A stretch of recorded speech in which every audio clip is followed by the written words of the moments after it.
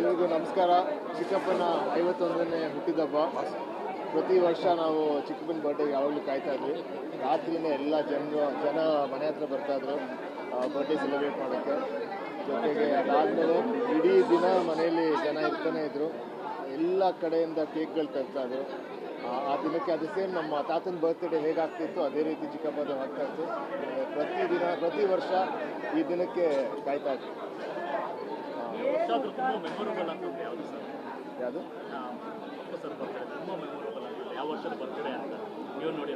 ಆ ಥರ ಈ ವರ್ಷ ಅಂತ ಹೇಳೋಕ್ಕಾಗಲ್ಲ.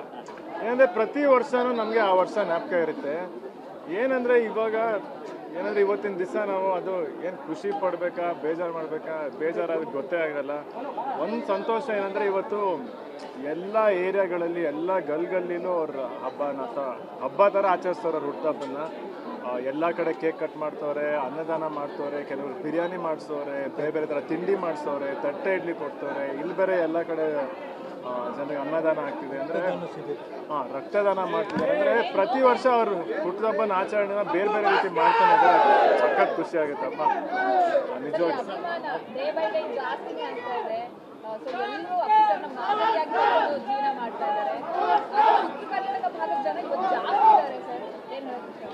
ಅಫ್ಕೋರ್ಸ್ ಅಂದರೆ ನೀವು ಮೊನ್ನೆ ನೋಡ್ಬೋದು ಆಕಾಶ್ ಸಿನಿಮಾ ಯಾವ ಥರ ಸೆಲೆಬ್ರೇಷನ್ ಇತ್ತು. ಅಂದರೆ ಫಸ್ಟ್ ಡೇ ಫಸ್ಟ್ ಶೋ ಹೆಂಗಿತ್ತು ಅದೇ ಥರನೇ ಇತ್ತು, ಅದೇ ಸೆಲೆಬ್ರೇಷನ್ನು.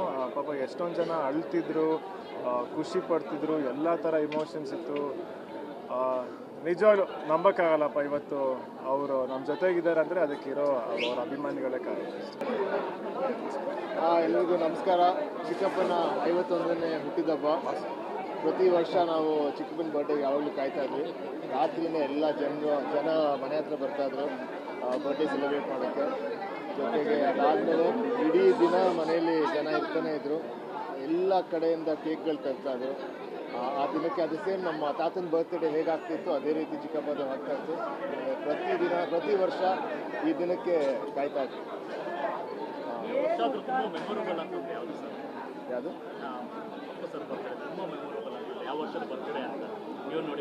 ಆ ಥರ ಈ ವರ್ಷ ಅಂತ ಹೇಳೋಕ್ಕಾಗಲ್ಲ. ಏನಂದರೆ ಪ್ರತಿ ವರ್ಷವೂ ನಮಗೆ ಆ ವರ್ಷ ಜ್ಞಾಪಕ ಇರುತ್ತೆ. ಏನಂದರೆ ಇವಾಗ ಇವತ್ತಿನ ದಿವಸ ನಾವು ಅದು ಏನು ಖುಷಿ ಪಡಬೇಕಾ ಬೇಜಾರು ಮಾಡಬೇಕಾ, ಬೇಜಾರಾದ್ರೆ ಗೊತ್ತೇ ಆಗಲ್ಲ. ಒಂದು ಸಂತೋಷ ಏನಂದರೆ ಇವತ್ತು ಎಲ್ಲ ಏರಿಯಾಗಳಲ್ಲಿ ಎಲ್ಲ ಗಲ್ಲಿನೂ ಅವ್ರ ಹಬ್ಬ ಥರ ಆಚರಿಸ್ತವ್ರೆ. ಅವ್ರ ಹುಟ್ಟುಹಬ್ಬನ ಎಲ್ಲ ಕಡೆ ಕೇಕ್ ಕಟ್ ಮಾಡ್ತವ್ರೆ, ಅನ್ನದಾನ ಮಾಡ್ತವ್ರೆ, ಕೆಲವರು ಬಿರಿಯಾನಿ ಮಾಡಿಸೋರೆ, ಬೇರೆ ಬೇರೆ ಥರ ತಿಂಡಿ ಮಾಡಿಸೋರೆ, ತಟ್ಟೆ ಇಡ್ಲಿ ಕೊಡ್ತವ್ರೆ. ಇಲ್ಲಿ ಬೇರೆ ಎಲ್ಲ ಕಡೆ ಜನರಿಗೆ ಅನ್ನದಾನ ಆಗ್ತಿದೆ. ಅಂದರೆ ರಕ್ತದಾನ ಮಾಡ್ತಿದ್ದಾರೆ. ಅಂದರೆ ಪ್ರತಿ ವರ್ಷ ಅವರು ಹುಟ್ಟುಹಬ್ಬನ ಆಚರಣೆನ ಬೇರೆ ಬೇರೆ ರೀತಿ ಮಾಡ್ತಾನೆ ಇದ್ದಾರೆ. ಸಖತ್ ಖುಷಿ ಆಗುತ್ತಪ್ಪ ನಿಜವಾಗಿ.